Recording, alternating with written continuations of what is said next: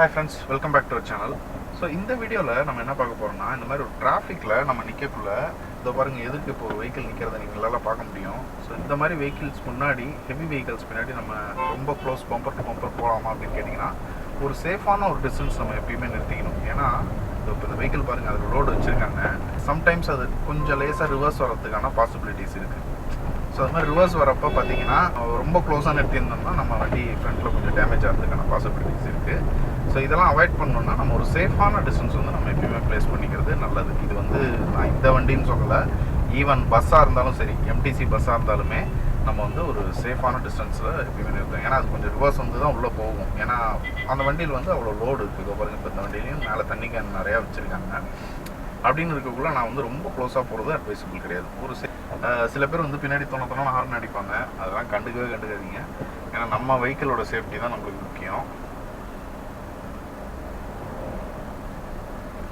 ஒரு போட்டி போட்டு போயிட்டு நம்ம வந்து இப்போ அந்த வெஹிக்கிள் பட்டன் ரிவர்ஸ் வந்துருச்சுன்னு வச்சுக்கோங்களேன், நம்ம வெஹிக்கிள் ஃப்ரண்ட்லலாம் டேமேஜ் ஆயிரும். அது வந்து அந்த வெஹிக்கிளோட லோடு அப்படியே நம்ம ஃப்ரண்ட்டில் இறங்கக்குள்ள அந்த டேமேஜ் வந்து சம்டைம்ஸ் ஹெவியாக இருக்கிறதுக்கும் பாசிபிலிட்டிஸ் இருக்குது. அந்த இடத்துல என்னோட காரோட பில்டு குவாலிட்டி சூப்பராக இருக்குது. இதெல்லாம் தவிர்த்து இப்போ டேமேஜ் ஆகுதுன்னா டேமேஜ் தான், அது எந்த காராக இருந்தாலும் டேமேஜ் தான். இதை பாருங்க,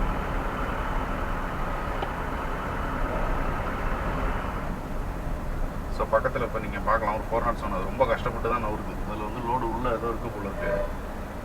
மேபி நமக்கு லோடுங்கிறது நமக்கு வெளியே பார்த்தா தெரியாது. பாருங்கள், அதில் நிறைய கல் ஏற்றிட்டு போகிறாங்க 407 அப்படின்னு இருக்கக்குள்ள அது ஹெவியாக அது மூவ் பண்ணுற டக்குன்னு மூவ் ஆகிறது கொஞ்சம் கஷ்டப்பட்டு தான் மூவ் ஆகும்.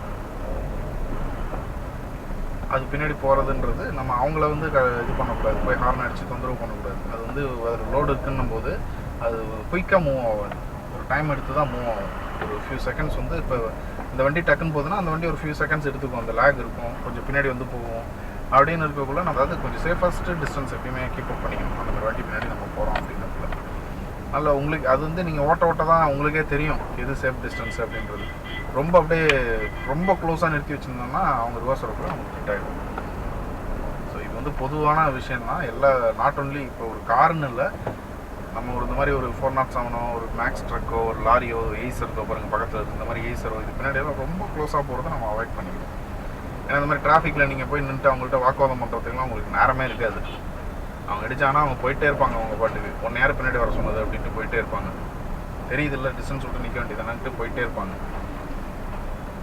நம்ம அந்த இடத்துல என் கார் வந்து ரொம்ப சேஃப், நான் பம்பர் போட்டிருப்பேன் இதெல்லாம் அடுத்து. பட் ஒரு டேமேஜ் ஆன பிறகு தான் நமக்கு அதோட இது தெரியும், அது என்னென்ன ஒர்க்குக்கு வண்டி போயிட்டு வரும் அப்படிங்கிறது. ஆனால் நம்ம அதுக்கு முன்னாடியே நம்ம அது மாதிரி சேஃப்டி மெஷர்ஸ்லாம் நம்ம ஃபாலோ பண்ணிட்டோன்னா நம்ம ஈஸியாக நம்ம ஒரு சேஃபாக இருக்கலாம். நம்ம வண்டிக்கு எந்த டேமேஜ் ஆனாலும் நம்ம போட்டு சேஃபாக இருக்கலாம். கண்டிப்பாக இந்த வீடியோ வந்து உங்களுக்கு யூஸ்ஃபுல்லாக இருக்கும்னு நினைக்கிறேன். Thank you friends, see you all next video. Bye.